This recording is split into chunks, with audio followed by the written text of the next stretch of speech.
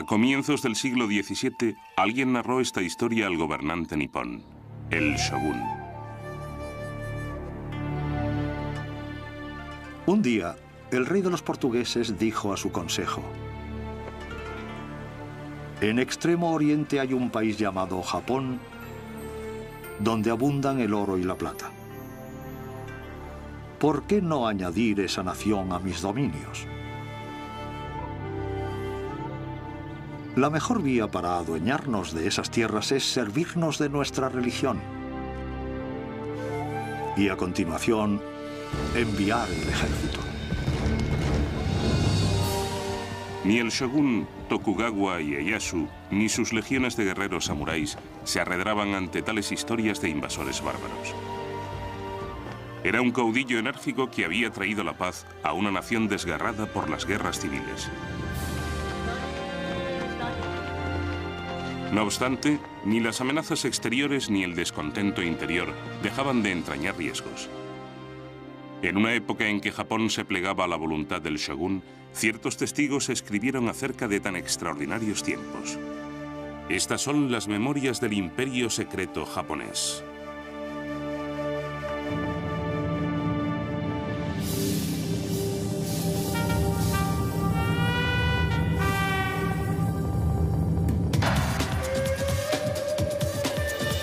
Japón. Memorias de un imperio secreto.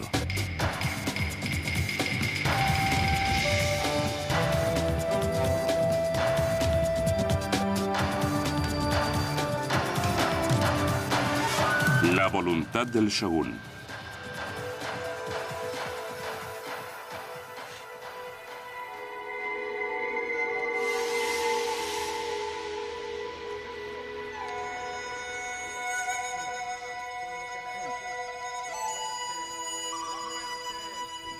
Cuando llevábamos 5 o 6 días en Japón, llegó un jesuita portugués que nos acusó de ser piratas. Constantemente nos esperábamos acabar crucificados, que es la forma de ejecución en este país. Esperaba morir cada día. Rescatado de un naufragio y encarcelado, William Adams, el primer inglés que pisó Japón, tenía buenas razones para inquietarse. Corría el año 1600 y los católicos portugueses disfrutaban del monopolio del comercio con Japón desde hacía varias décadas. En la época de la llegada de Adams, en Europa se libraban guerras de religión y a los misioneros católicos no les hizo ninguna gracia que el mar arrojase a la costa japonesa a un inglés, y un inglés protestante además. El más poderoso señor japonés, Tokugawa Ieyasu, convocó a Adams a su castillo. Lejos de ordenar su ejecución, quiso saber más acerca de aquel forastero.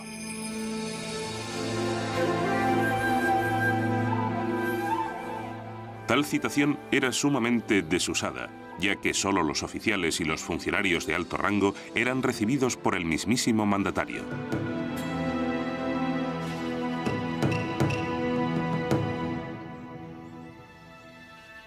El gobernante me interrogó acerca de mi patria y de los motivos que nos había llevado a unas tierras tan remotas.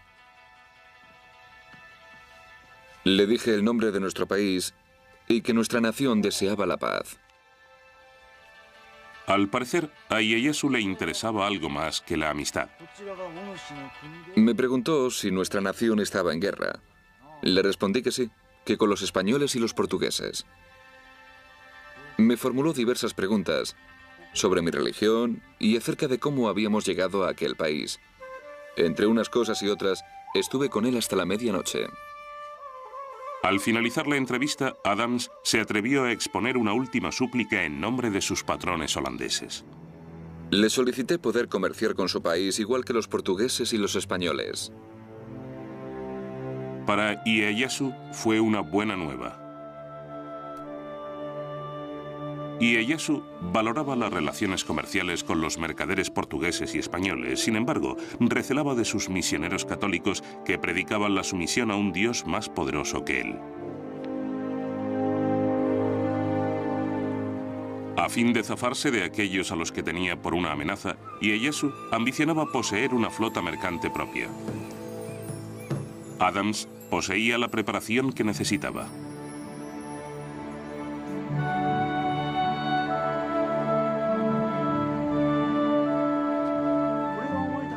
El piloto inglés había sido aprendiz de carpintero de barcos.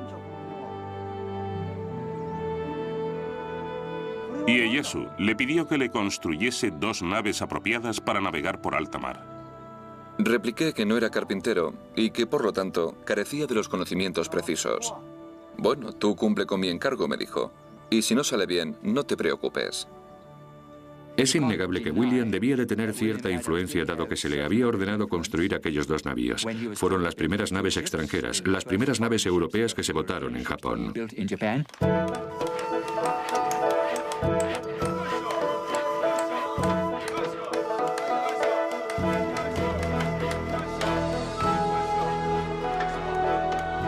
Las fabricaron, claro está, trabajadores japoneses bajo su supervisión.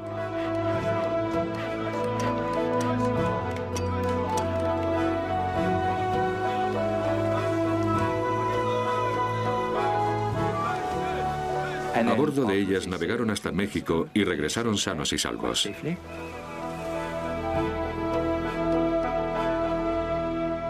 Ieyasu ya tenía el trampolín que deseaba. Puesto que los misioneros católicos continuaron cosechando conversiones y creando problemas, los expulsó. La vida ya era bastante complicada como para soportar las interferencias de aquellos molestos extranjeros. Así que probablemente esa era la razón por la que no quería cristianos en Japón.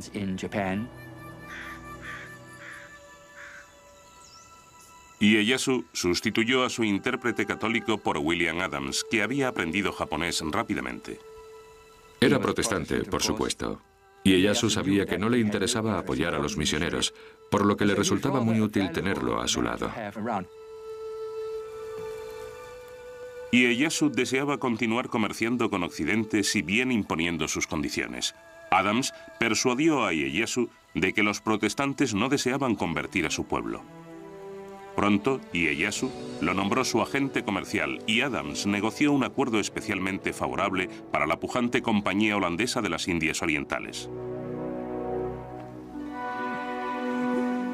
Los holandeses ya se han establecido y les he granjeado unos privilegios mercantiles que ni los españoles ni los portugueses habían logrado en los 50 años que estuvieron en Japón.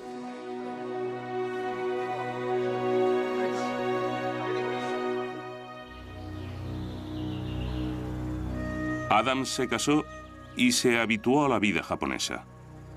Adoptó el atuendo nipón y fue recompensado con el derecho a ceñir las 2 espadas del samurái. Y se le concedió una hacienda con 70 u 80 sirvientes, lo cual está muy bien, mucho mejor que el nivel de vida que habría tenido en Inglaterra. Eso desde luego. Y creo que hacia el final se le quitaron las ganas de volver a Inglaterra, ya que sabía que allí no pasaría de ser un obrero, mientras que en Japón disponía de 80 criados para atenderlo en todas sus necesidades.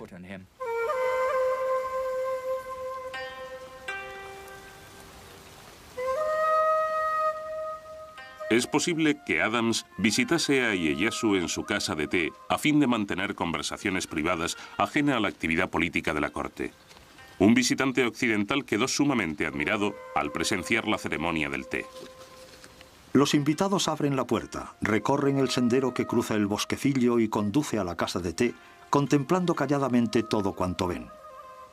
Se despojan de sus abanicos y sus dagas y los depositan en una especie de anaquel situado en el exterior a tal efecto. Aunque Adams e Ieyasu sostuvieron coloquios políticos en ella, la casa de té era asimismo un oasis para el solaz del espíritu.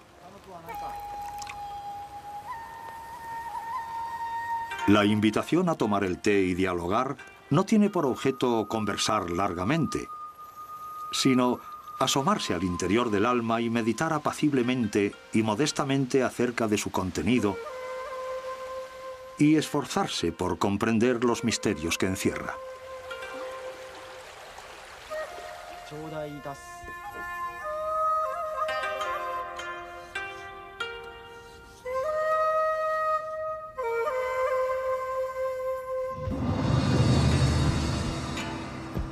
Ieyasu pensaba que aquellas perturbadoras influencias foráneas podían desestabilizar la paz que con tantos esfuerzos había forjado. Sin embargo, su mayor reto consistiría en conservar su dominio sobre los 260 varones ferozmente independientes y sus formidables huestes samuráis.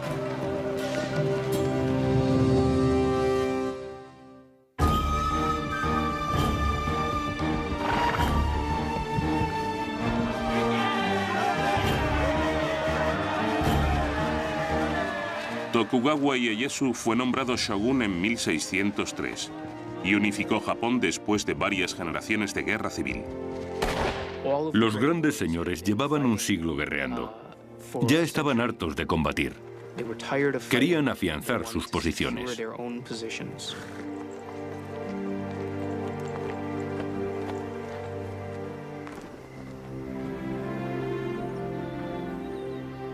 Pero como nos informa un cronista de la corte, la tarea que afrontaba no sería fácil.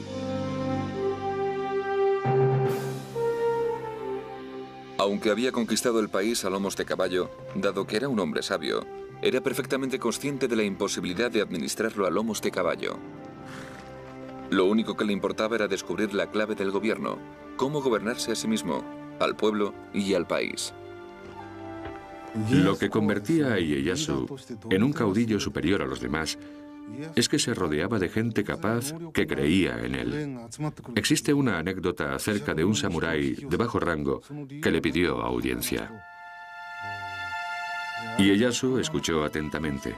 Cuando el hombre se marchó, un señor de mayor graduación dijo a Ieyasu: «¡Qué pérdida de tiempo!».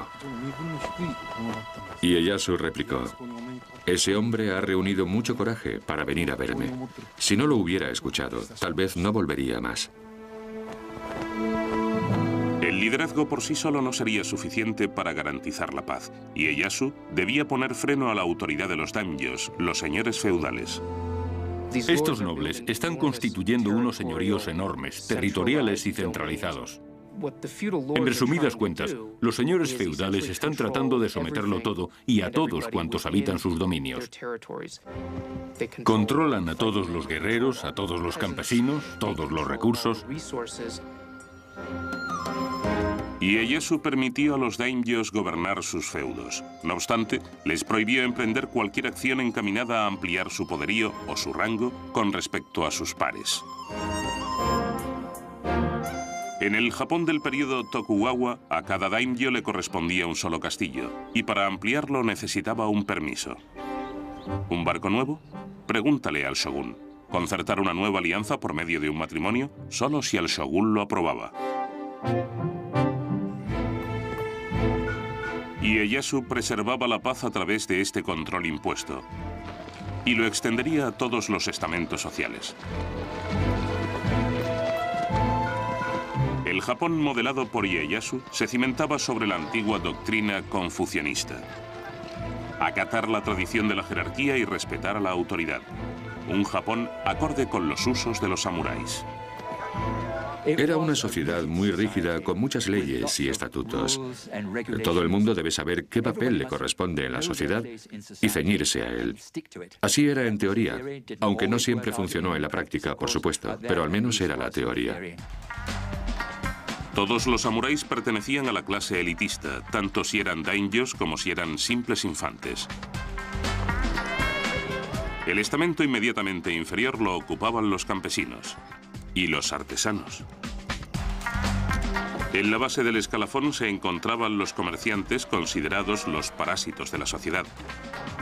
Durante el shogunato Tokugawa se promulgaron numerosas leyes destinadas a controlar y mantener esta rigurosa estructura estamental, desde lo que podías comer hasta la ropa que debías vestir. Señores y vasallos, superiores e inferiores, deben observar lo que es propio de su posición en la sociedad. Sin autorización, ningún criado podrá llevar prendas finas de damasco blanco, vestiduras acolchadas de seda blanca, kimonos ni otras prendas de seda púrpura, ni kimonos sin el escudo de la familia en las mangas. Los reglamentos colocaban a cada uno en su sitio. De todos modos, para los daimyos al menos, aún había formas de obtener privilegios especiales. Ieyasu decretó que los varones debían colaborar en la edificación de su castillo y de la ciudad que lo circundaba, Edo. La construcción se convirtió en una reñida competición, ya que los daimyos se disputaban los favores del shogun. Pronto transformaron la reducida fortaleza y el villorrio pesquero de Edo en un dominio magnífico.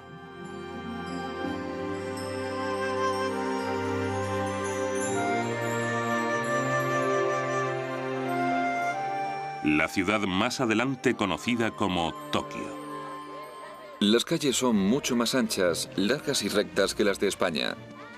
Y las tienen tan limpias que te da la impresión de que nadie camine jamás por ellas.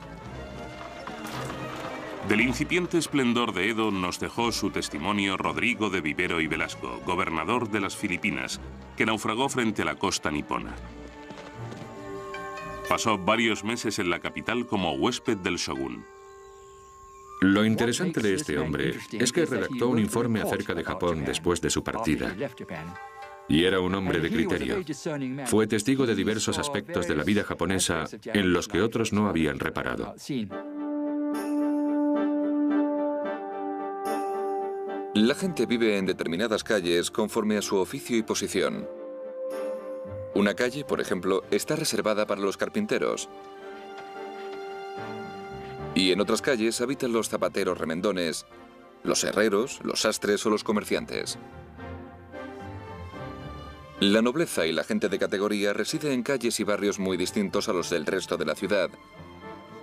Y ni los plebeyos ni las gentes de las clases más bajas se mezclan con ellos. Los daimyos que se habían ganado las mercedes del shogun vivían más cerca del castillo y se les concedían más audiencias con el mismísimo gran gobernador. Estando en el castillo, con motivo de una recepción de Ieyasu, de Vivero y Velasco, vio cómo un poderoso daimyo llegaba a palacio a rendir homenaje a Ieyasu.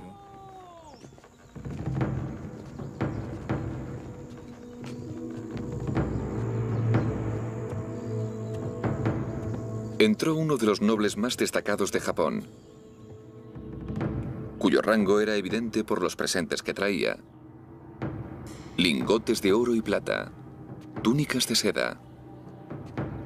Todos ellos se dispusieron sobre unas mesas, pero no creo que el gobernador los mirase siquiera.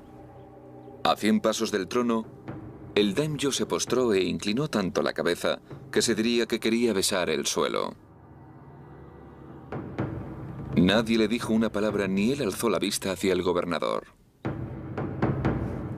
Y finalmente alguien dio la recepción por concluida con una palmada. No se pronunció una sola palabra, fin de la audiencia, y se marcha de espaldas andando de rodillas. Rodrigo de Vivero y Velasco se quedó impresionadísimo por lo que había presenciado, ya que se dio cuenta del poder de Ieyasu. Allí estaba aquel importante daimyo con potestad sobre la vida y la muerte de los habitantes de su región, pero a la hora de rendir pleitesía al shogun, qué humildad la suya. El gran shogun había hecho realidad su sueño. Todo Japón se encontraba bajo su imperio. A los 72 años conservaba un notable vigor. Sin embargo, durante una de sus frecuentes expediciones de cetrería, cayó gravemente enfermo.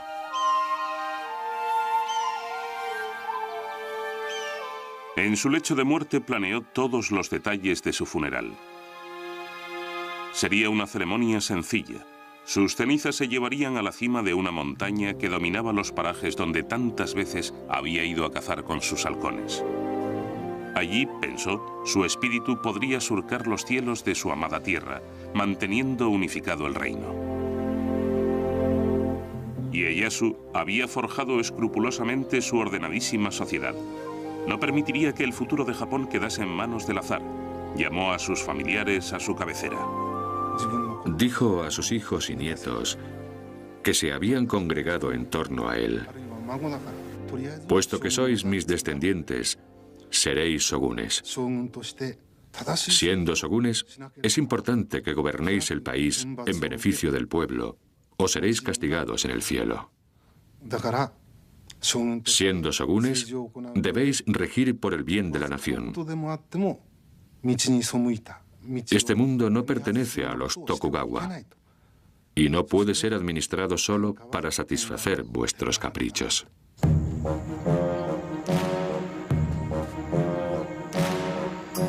Entre sus familiares había un nieto pequeño destinado a convertirse en shogun. El niño, Iemitsu, creció decidido a seguir los pasos de su célebre abuelo.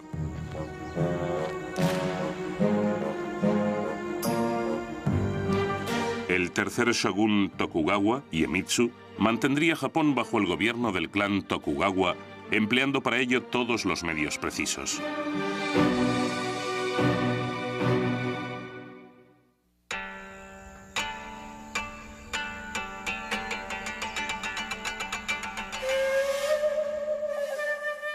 El tercer shogun Tokugawa, Iemitsu, veneraba a su difunto abuelo.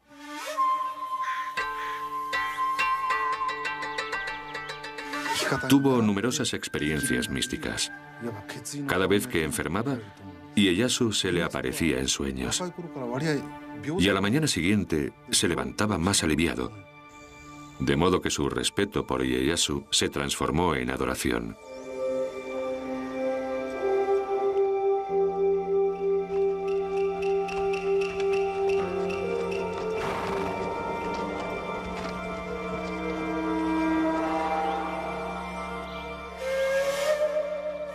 Iemitsu llevaba siempre un amuleto con un papel que decía: vivir con arreglo al modo en que mi abuelo habría vivido.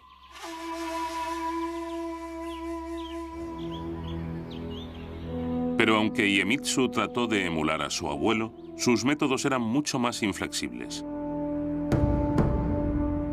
Se dice que tras ser nombrado shogun, Iemitsu convocó a todos los daimyos a su palacio.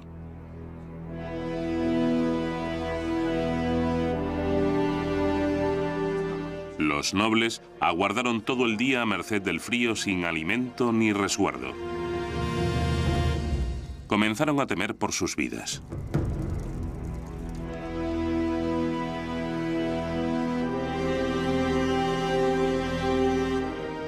Pero al final les hizo pasar por el salón del trono, donde Iemitsu les dio un ultimátum. He ocupado una posición de superioridad y dominio desde que nací. De ahora en adelante, trataré a todos los daimyos como súbditos míos. Quienes tengáis intención de desobedecerme, regresad enseguida a vuestras provincias, reforzad vuestros castillos y preparaos para la guerra. Yo actuaré en consecuencia. Iemitsu es un shogun fascinante. Es el primer shogun que no dirige sus tropas en el combate. No ha probado su valía en el campo de batalla. No lo acompaña un grupo de hombres de confianza al asumir el shogunato.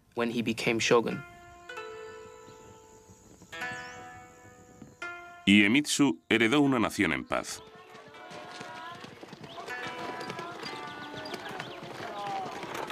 Sin embargo, la gobernaría con mano de hierro.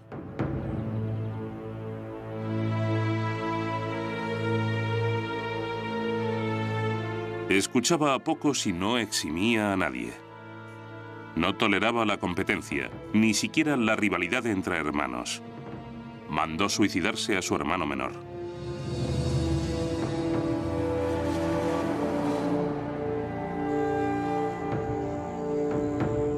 Bajo su mandato, el shogunato Tokugawa actúa de un modo mucho más caprichoso en lo tocante a los varones que desobedecían sus órdenes o transgredían alguna de las normas que los constreñían. Un mercader europeo que en tiempos había sido tutor de Iemitsu comenta acerca de la corte del shogun. Nadie osa intentar oponerse a la voluntad del shogun.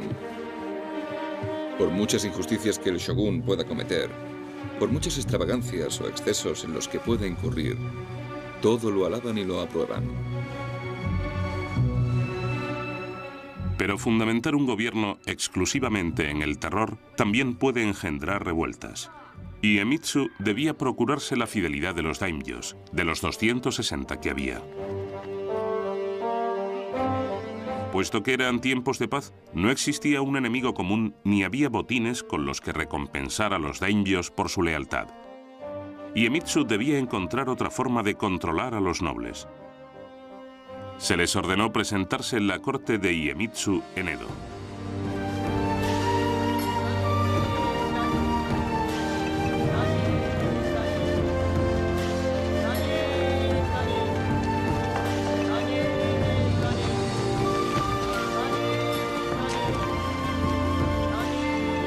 Y no se desplazaban en solitario, como relata un viajero alemán. Los guardaespaldas y los porteadores adoptaban un modo de andar muy arrogante durante su marcha.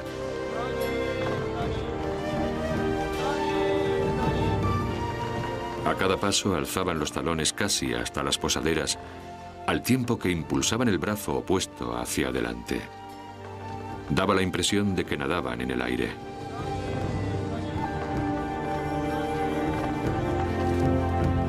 Los integrantes de aquellas complejas procesiones a menudo se contaban por millares. Eran un aspecto más de un sistema conocido como asistencia alterna. El sistema de asistencia alterna fue evolucionando a lo largo de varias décadas del periodo Tokugawa. Y ante todo, suponía que los grandes señores estaban obligados a pasar parte del año en Edo y el resto en sus heredades.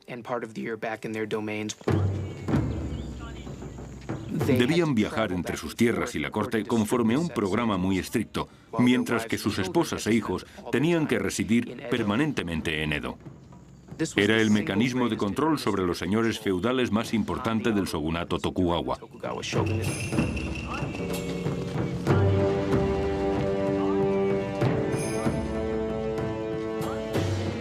La asistencia alterna tenía otra ventaja para el shogun. Dejaba a los daimyos económicamente imposibilitados. Se decía que un daimyo podía llegar a invertir más de 3/4 partes de su renta anual en la organización de los cortejos y en el mantenimiento de sus tropas de samuráis durante su estancia en Edo. Por otra parte, eso supone un enorme crecimiento para Edo. De hecho, en Edo se desarrolla una clase de samuráis que no conocen más que Edo, aunque sus dominios se encuentran en el otro confín de Japón. Nacen en Edo, trabajan en Edo y solo conocen Edo. Vivir en Edo en tiempos de paz fue el catalizador que transformó la mismísima naturaleza de la existencia del guerrero samurái. Puesto que se le prohibía llevarse a su esposa y a sus familiares, el samurái llevaba una vida de soltería, recibía un modesto estipendio por cumplir con sus obligaciones oficiales. Tales eran: Por las mañanas, al levantarse, un compañero samurái les arreglaba el pelo. Después se iban a trabajar en la hacienda del señor. Esto lo hacían una vez cada 4 o 5 días. Los samuráis trabajaban solo por la mañana y luego se iban a comer. A eso de las 2 de la tarde volvían a la ciudad.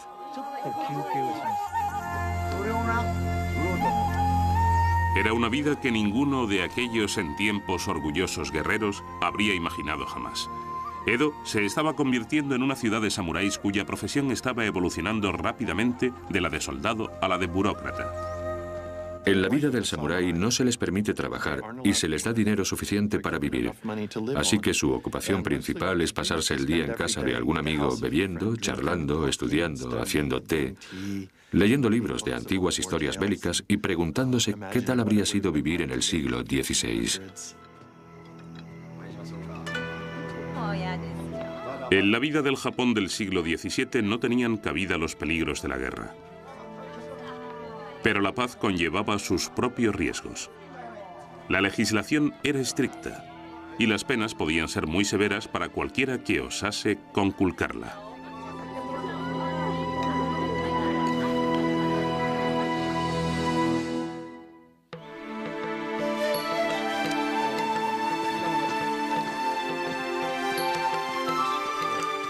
Haciendo aletear nuestros papeles, soplan los vientos primaverales.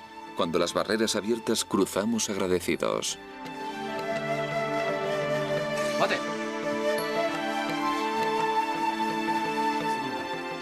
Cinco carreteras estatales conducían a Edo, la capital del shogun. todas ellas con controles destinados a hacer cumplir las leyes de Iemitsu.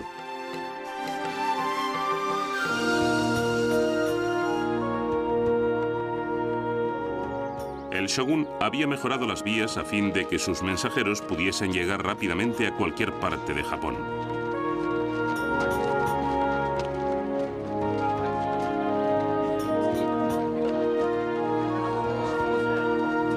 Estas calzadas también facilitaban a los daimyos y sus guerreros samuráis sus desplazamientos a Edo.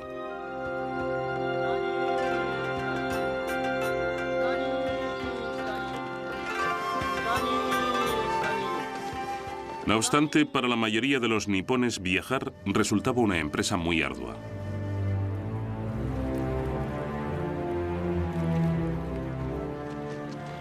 Un sinnúmero de normas controlaban quién entraba y salía de la ciudad de Edo.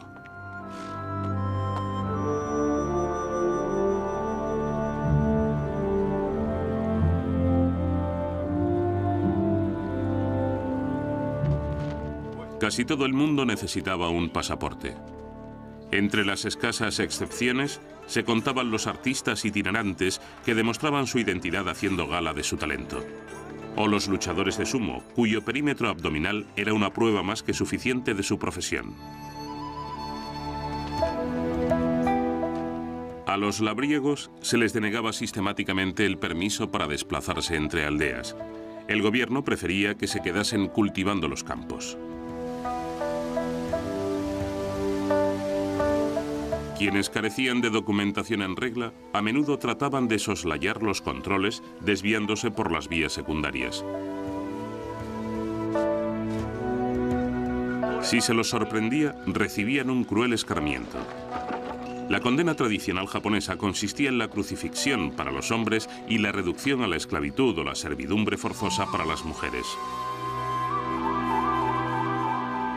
Dada la gran cantidad de leyes y prohibiciones, uno nunca sabía en qué momento podía estar infringiendo un edicto del shogun. Era una especie de teatro del castigo cuyo objeto era tratar de garantizar la obediencia del pueblo a través del miedo. A un gobernante podía ocurrírsele que la moralidad se estaba yendo al garete y coger a una persona y castigarla severamente.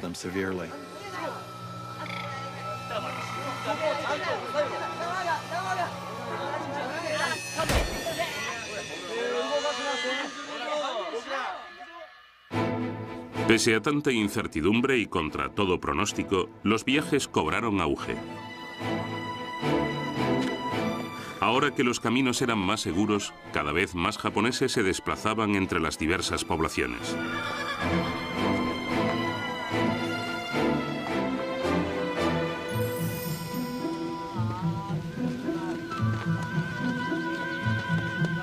La vía más transitada era la conocida como Tokaido, que recorría los 480 kilómetros que separan Kioto de Edo.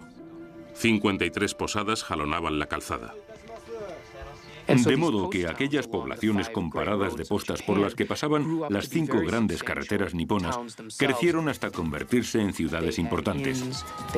En ellas había ventas, burdeles, restaurantes, boticas. En suma, en ellas se desarrolló una cultura de la ciudad de paso. A la gente del periodo Tokugawa la impulsaba la curiosidad. Comenzaba a considerar a Japón una nación.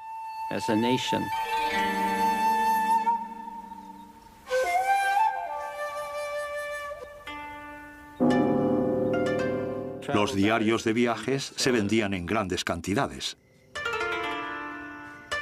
Inoue Tsuyo fue una joven samurái escritora que llevó un diario durante su viaje por la calzada Tokaido. Una cordillera se alza sobre las nubes y el agua de los manantiales corre a raudales sobre las rocas con un sonido ensordecedor. A la subida nos da la sensación de que tirasen de nosotros hacia atrás y a la bajada tenemos la impresión de ir resbalando, de modo que a menudo pasamos miedo.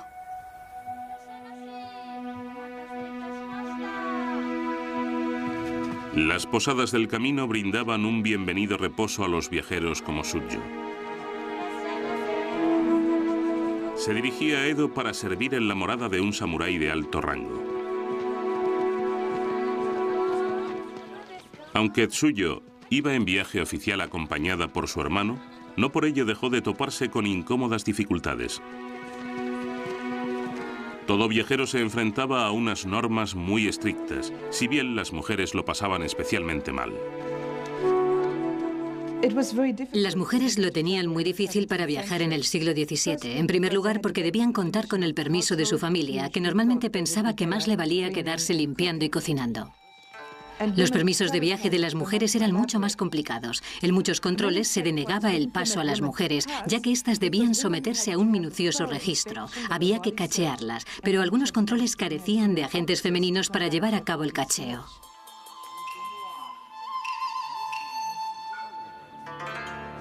Los funcionarios estaban permanentemente alerta, ya que algunas mujeres se hacían pasar por muchachos.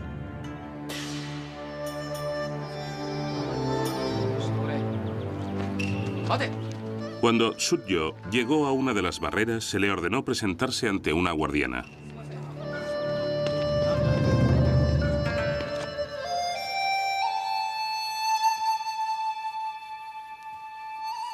Me registró una mujer de tosco aspecto. Me metió la mano entre el pelo y dijo algo con un acento áspero. Yo me sentía muy molesta, pero no tenía elección. Me daba miedo lo que pudiese hacerme.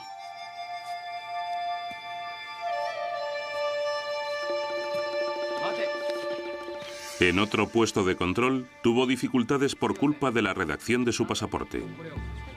Cuando presenté mi documentación oficial en el control, me negaron el paso,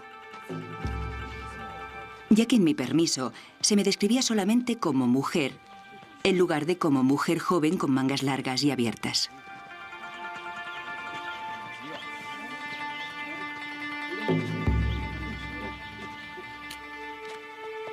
Tuve que regresar a la hospedería.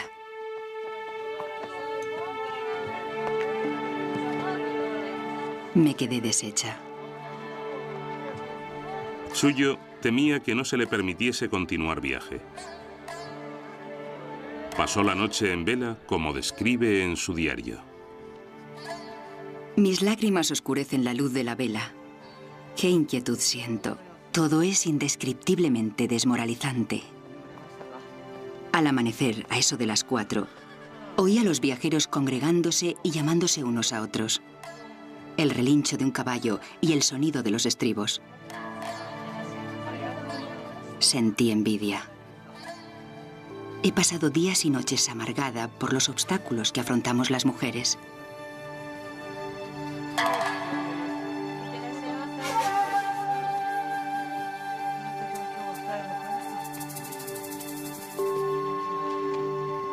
Los apuros de Tsuyo no eran infrecuentes. Bajo el gobierno de Iemitsu, quien quiera que no acatase sus normas podía ser sancionado. Pero había un grupo proscrito solamente por sus creencias, los cristianos.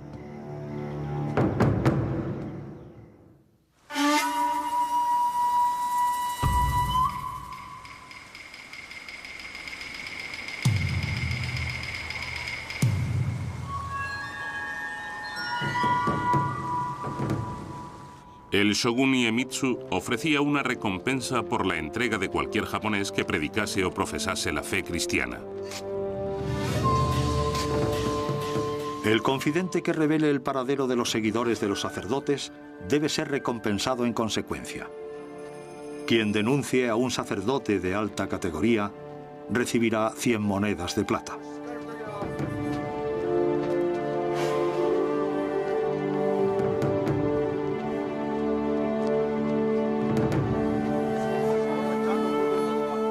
Debe tenerse en cuenta que en este periodo de la historia japonesa existe una represión y que la autoridad Tokugawa, el shogun, deseaba mantener la sociedad nipona tal y como estaba. Y eso llevó a algunos a creer que el cristianismo era subversivo y desestabilizaba la estructura social, el tejido social de Japón. En tiempos de Iemitsu ya habían sido expulsados todos los misioneros extranjeros. Pero los conversos que habían dejado a su paso los cristianos japoneses perseveraban en su devoción.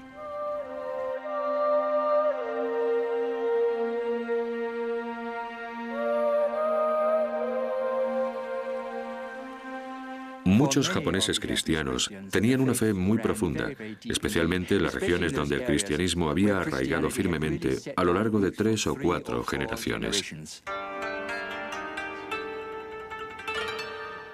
El shogun es un gran enemigo de los cristianos.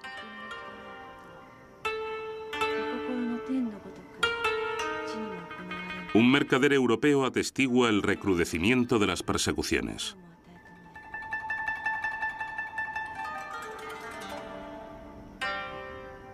Vi a 55 personas martirizadas por negarse a adjurar de su fe cristiana. Y entre ellos había niños de 5 o 6 años, quemados en brazos de sus madres. Gritaban: Jesús, acoge sus almas.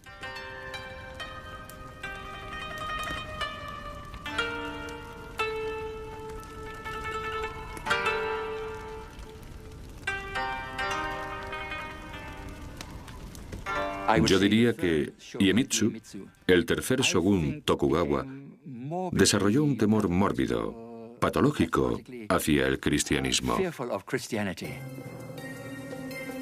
Lo consideraba una amenaza para su poder. Tomó todas las medidas precisas para erradicar el cristianismo.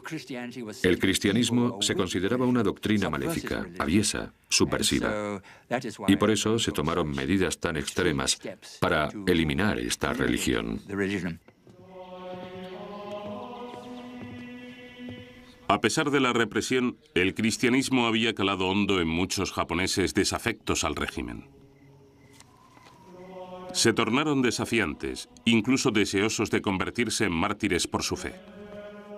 Soy japonés y hermano jesuita. No he cometido crimen alguno, sino que muero por el mero hecho de haber predicado la religión de nuestro Señor Jesucristo. Me llena de regocijo morir por esta causa. Para mí es una gran bendición. Creedme. Os aseguro que no hay salvación fuera del cristianismo.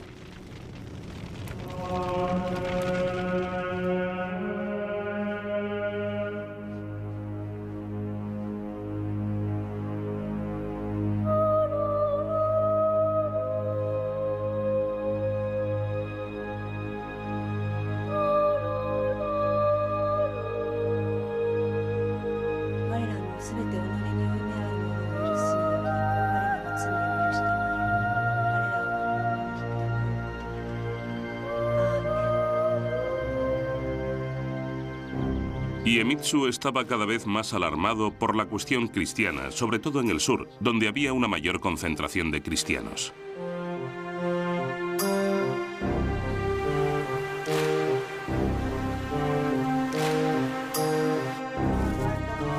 Y lo que era más grave, muchos de ellos eran antiguos samuráis, ahora obligados a trabajar de obreros o labradores.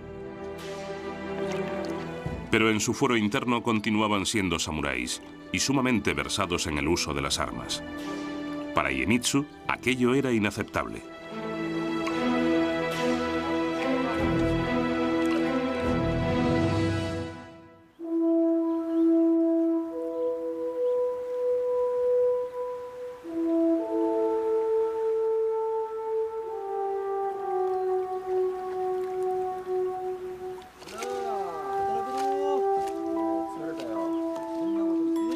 La mano de hierro del shogun se extendía hasta los detalles más nimios de la vida de los campesinos.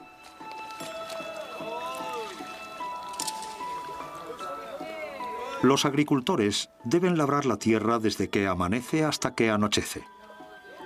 Sus mujeres e hijas deben preparar 3 comidas diarias, ponerse una banda roja en la frente y llevar las viandas al campo. Cuando el hombre llegue a casa después del atardecer, sus cuñadas y primas deben colocar sus ajados pies en la tripa de su esposa y masajeárselos.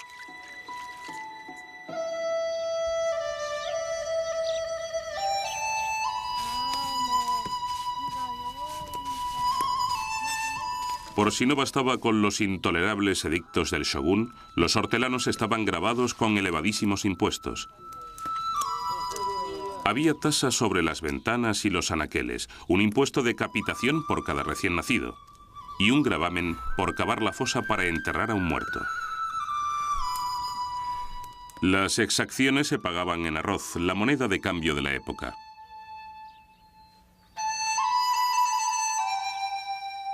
Irónicamente, los labriegos no podían comerse el arroz que cultivaban.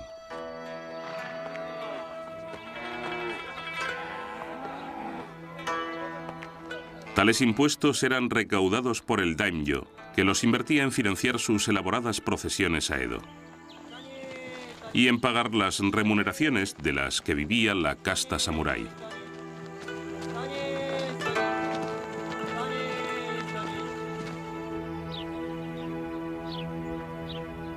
Los campesinos estaban en la miseria, como lamentaba un escritor japonés. Los agricultores estaban cada año más agobiados. ¿Cómo iban a subsistir en aquellas circunstancias?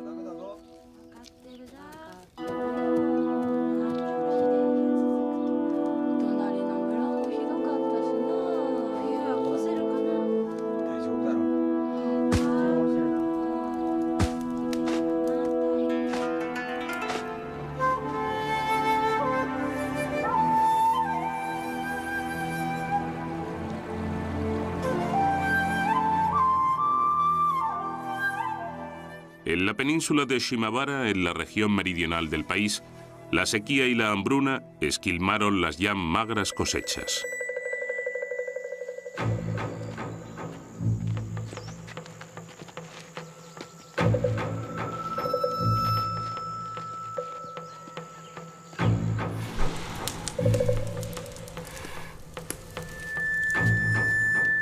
Quienes eran incapaces de pagar los impuestos recibían severos castigos.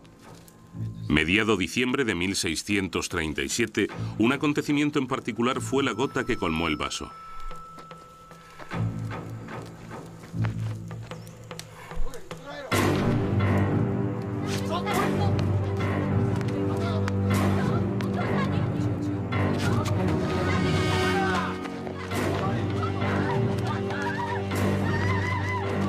La hija de un granjero que adeudaba sus impuestos fue aprisionada y torturada.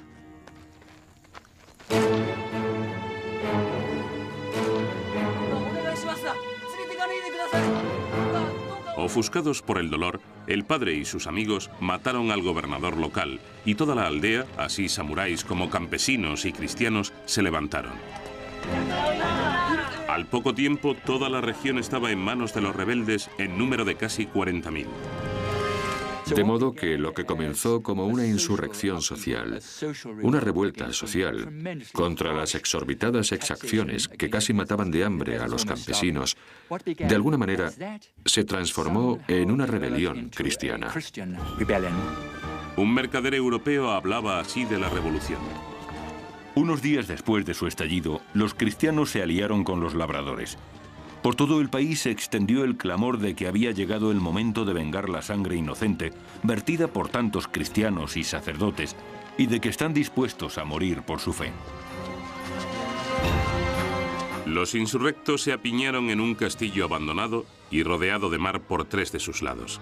Puesto que allí se sentían seguros, llevaron consigo a sus mujeres e hijos y allí se hicieron fuertes.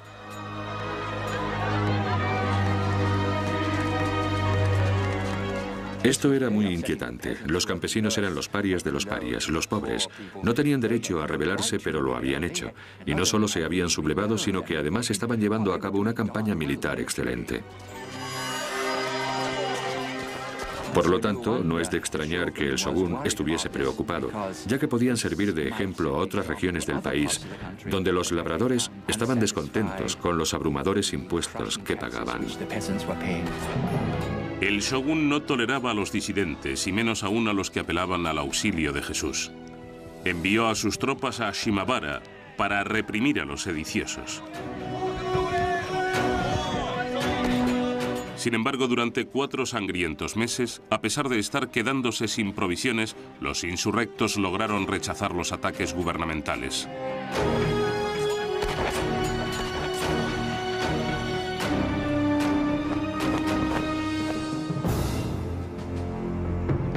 El shogún estaba tan indignado por el persistente alzamiento que instó a los holandeses a mandar un buque con cañones para atacar la sitiada fortaleza.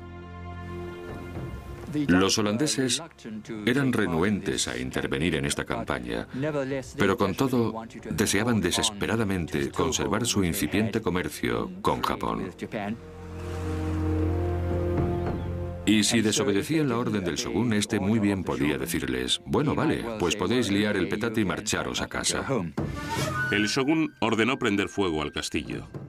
Aún así, los revoltosos continuaron defendiéndose, si bien la suerte estaba echada.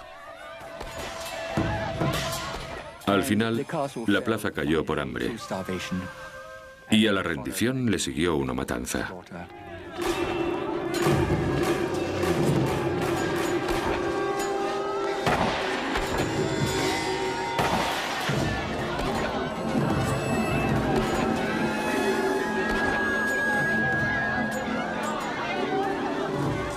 Aquella fue en realidad la última batalla de la historia japonesa.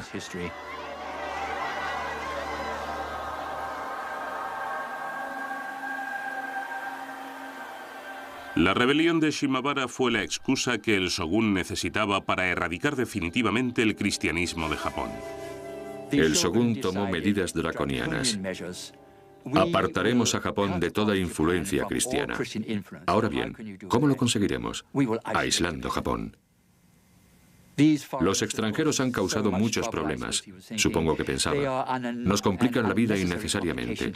Así que, ¿por qué no tratar de preservar la sociedad japonesa tal y como es? No queremos cambios.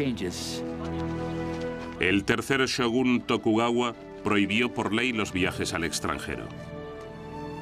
So pena de muerte, ningún japonés tenía permitido salir de Japón, y quienes ya estaban fuera no podían regresar.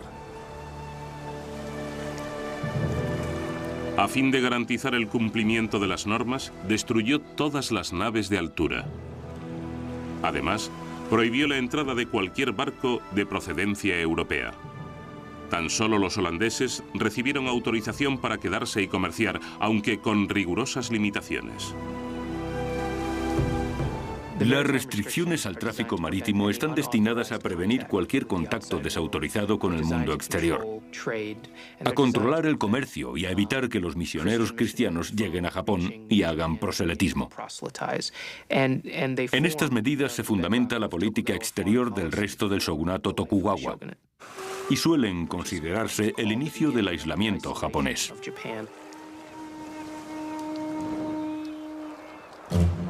Dos años después, desafiando la proscripción del shogún, una delegación oficial de mercaderes portugueses desembarcó en Japón. El shogún no se mostró indulgente y ordenó la ejecución de 57 de los embajadores que viajaban a bordo y de la tripulación. Mandó incendiar el barco. A los escasos supervivientes se les envió a su patria con una advertencia. Un castigo similar recibirán todos los portugueses que arriben a estas costas, ya sean embajadores o marineros, ya lleguen por error o arrojados por una tempestad. Es más, si el rey de Portugal o el mismísimo Dios de los cristianos viniesen por aquí, sufrirían la misma pena.